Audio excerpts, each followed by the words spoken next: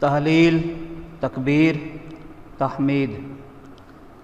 اللہ تعالیٰ کے آخری نبی حضرت محمد صلی اللہ علیہ وسلم نے فرمایا، دنوں میں سے کوئی دن ایسا نہیں جس کے اعمال اللہ تعالیٰ کے نزدیک اتنے عظیم اور اتنے محبوب ہوں جتنے عشرہ ذی الحجہ کے اعمال، پس ان میں تحلیل، تکبیر اور تحمید کی کثرت کیا کرو۔